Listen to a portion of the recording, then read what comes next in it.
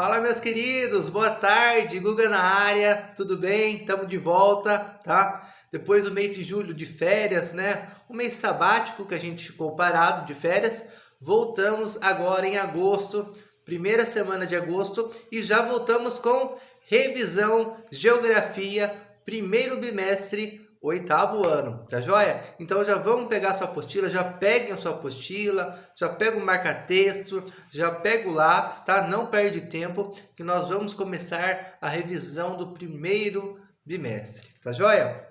Bom, e para iniciar a nossa, primeira revisão desse ano, do primeiro bimestre, nós vamos começar também no capítulo número 1, símbolos e representações no mundo. Bom, o que a gente viu no capítulo 1? Um pouquinho da história dos mapas, né? O histórico dos mapas, certo? A gente viu que os mapas começaram a ser feitos, há muito tempo. Tem registros da confecção dos mapas, né? De quando eles começaram a ser elaborados lá na Grécia Antiga, tá? Essa continuidade se avança ao longo do tempo. Na Idade Média também a gente tem, né, um importante avanço, importantes registros, né, de mapas feitos lá na Idade Média, tá? E lá no finalzinho da Idade Média, o começo da Idade Moderna, a gente tem um outro período de grande avanço, né, na cartografia, na elaboração dos mapas. É no período das grandes navegações. Se tem alguém buzinando aqui, tá bom? Então, o período das grandes navegações, lá século XV, XVI, é um período que Portugal e Espanha, né, começam a viajar pelo mundo e precisam bastante dos mapas, né? Então, é nesse período que a cartografia ela se desenvolve bastante, né? Ela é bastante estudada, ela é bastante procurada, né? E os cartógrafos da época deram um grande salto, um grande avanço na elaboração dos mapas. Tudo bem? Tranquilo? Bom, ainda no capítulo número 1, o que a gente vai ver, tá? E por fim, né, nessa questão da cartografia, o último grande período que a gente tem, né, de avanço, de impulso, né, de novos descobrimentos na cartografia é com a Revolução Industrial, lá em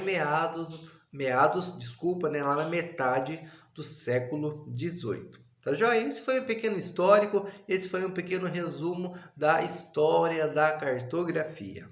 Tá joia? Tudo bem? Bom, vamos lá. Projeções cartográficas, ainda no primeiro capítulo.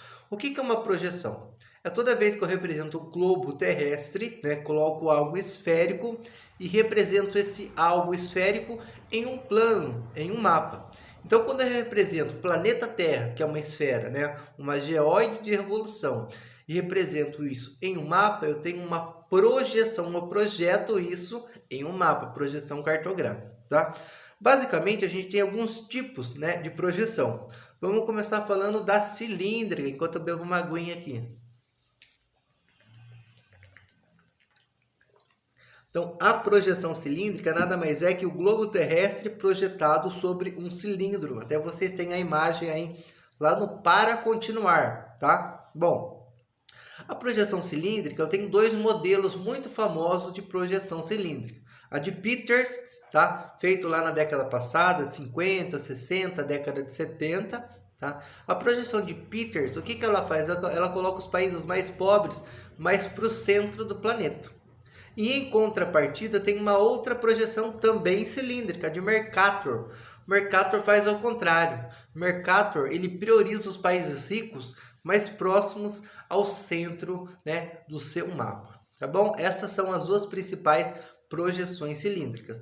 É legal falar que tanto os meridianos, as linhas em pé, quanto as linhas deitadas, os paralelos, formam 90 graus entre si. Então, quando o meridiano encontra um paralelo, tá, nos mapas cilíndricos, eles formam ângulos retos, formam 90 graus. Tudo bem?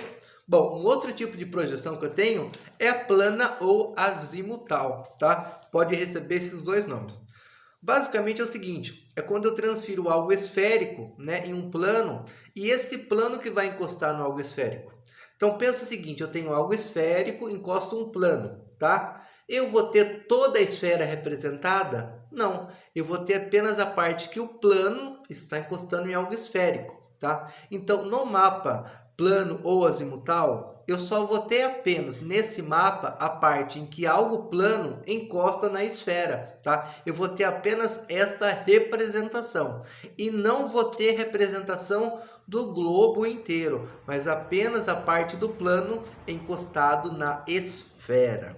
Tá joia? Tranquilo? Tudo bem? Então, veja bem, ó, nós vimos um pouquinho dos mapas cilíndricos, dos mapas planos e por último vamos ver a projeção cônica. Bom, cônica, vou tomar uma aguinha enquanto isso.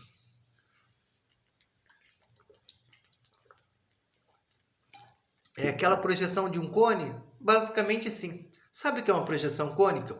É quando eu tento encaixar um cone, sabe aquele cone de educação física, aquele que os alunos bagunceiros ficam fica falando? É quando eu tento encaixar esse cone, tá? Lá na esfera. O que eu vou ter? Eu vou ter a imagem inteira do globo? Não, eu vou ter apenas uma parte projetada, porque o cone ele não consegue adentrar 100% da esfera. Ele adentra e chega uma hora que ele não consegue mais adentrar.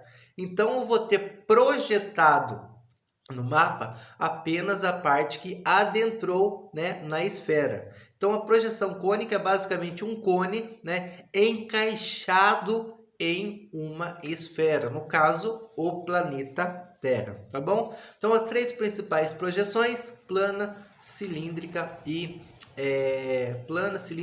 cônica. Tudo bem? Avançando um pouquinho, a gente vai lá pro capítulo 2, formação dos continentes. O que a gente viu? As camadas, né, no nosso planeta. O nosso planeta basicamente é 3 camadas. A crosta, camada mais externa.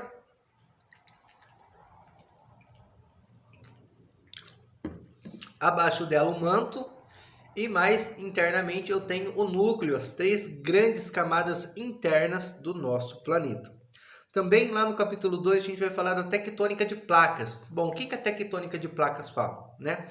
Que a crosta terrestre, na sua parte mais interna, mais para dentro dela, ela é rachada, ela é dividida em pedaços. A gente não vê porque a gente está na superfície da crosta, mas mais internamente ela é rachada em pedaços.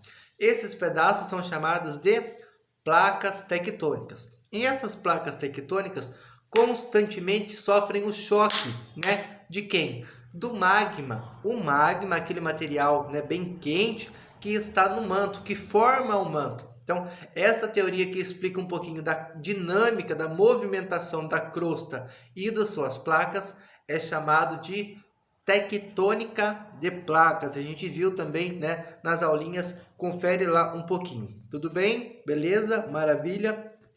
Então, falamos de tectônica de placas, tá joia? Por fim, para finalizar o capítulo 2, a gente viu também os limites de placas, ou seja, os movimentos que as placas tectônicas fazem.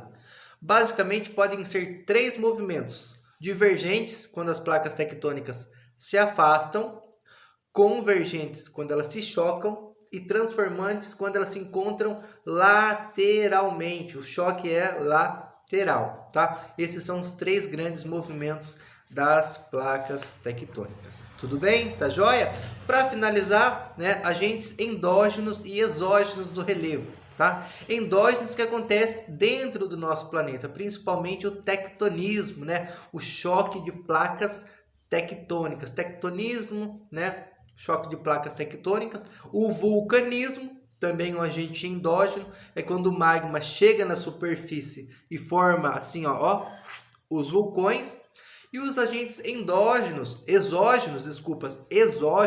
os agentes externos, né, que modelam relevo, chuva, vento, mudança de temperatura. Esses são os agentes exógenos. Então, ou endógenos internos ou exógenos externos, tá joia?